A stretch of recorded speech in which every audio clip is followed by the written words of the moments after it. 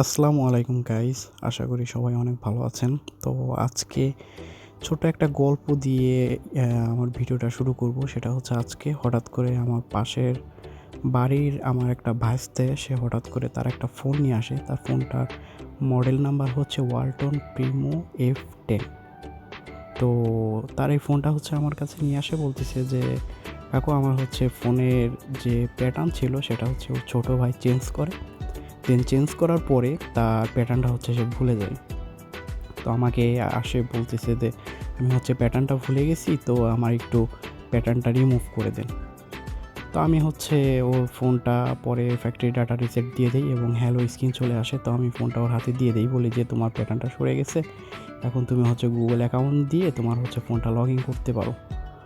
তো তখন আমি ওকে ফোনটা দিয়ে দেই, দিয়ে দেওয়ার পরে হচ্ছে ও দেখি বিকালবেলার দিকে আবার আসছে আমার কাছে আসার পরে ও হচ্ছে আমাকে বলতেছে যে কাকু আমি হচ্ছে অনেক ট্রাই করছি, কিন্তু আমার যে গুগল অ্যাকাউন্ট ছিল ওর পাসওয়ার্ডও মনে নাই, এবং এখন আমার যে গুগল অ্যাকাউন্ট ছিল দেন সেইটাও আমার মনে নাই যে কী ছিল। তো এখন আমি কি করব? কম্পিউটার দিয়ে ও হচ্ছে এফআরপি বাইপাস করে দেয়, কিন্তু পরবর্তীতে আমি যখন কম্পিউটারের সঙ্গে ইউএসবি কানেক্ট করলাম, ওদিন দেখলাম যে ওর ইউএসবিটা পাই না।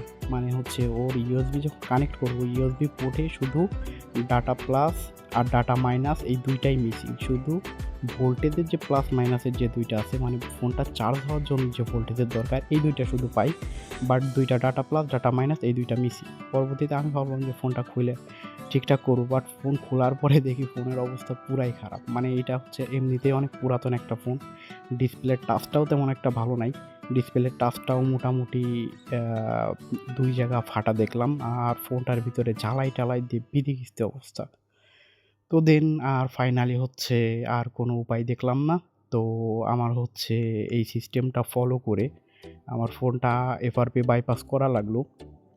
তো এইটা হচ্ছে লিগ্যাল কোনো প্রসেস না, এটা সম্পূর্ণই ইনলিগ্যাল একটা জিনিস। তো আমি এই জিনিসটা দেখানোর মাধ্যম হচ্ছে অনেকেই আছেন এই প্রবলেমটাতে আপনারা পড়েন। এইরকম কেস এর আগেও আমার কাছে অনেকবার আসছে, বাট এইটা আমি কাজ করছি, এটা ভিডিও দেওয়ার সেরকম সুযোগ হয় নাই।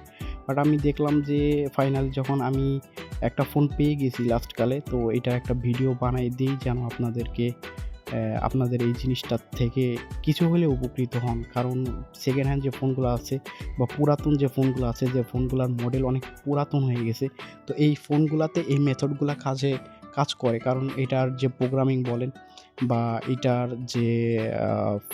যে সিকিউরিটি সিস্টেম বলেন, সেগুলা এতটা হার্ড ছিল না। এটা দিনের পর দিন আপডেট হয়ে তারপরে হচ্ছে দেন এই জিনিসটা হচ্ছে সিকিউরিটিটা অনেক আপডেট হয়ে গেছে।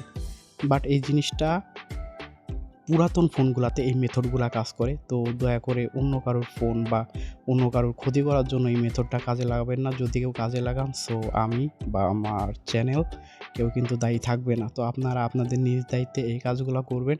দেন আমি হচ্ছে আপনাদের এই জিনিসটা শেখাচ্ছি যেন আপনারা আপনাদের নিজেদের কাজে কখনো গুগল অ্যাকাউন্ট যদি লক হয়ে যায়, তো সেই ক্ষেত্রে আপনাদের নিজেদের ফোন আপনারা ইউজ করার জন্য এই কাজটা ফলো করতে পারেন। তো 100% আপনাদের ওয়ার্ক করবে ইনশাল্লাহ।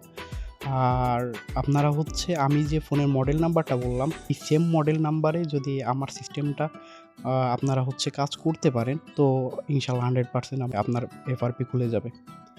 যে স্টেপগুলো আমি করছি, আপনারা একটু কষ্ট করে শুধু আমার স্টেপগুলো মনোযোগ সহকারে দেখেন।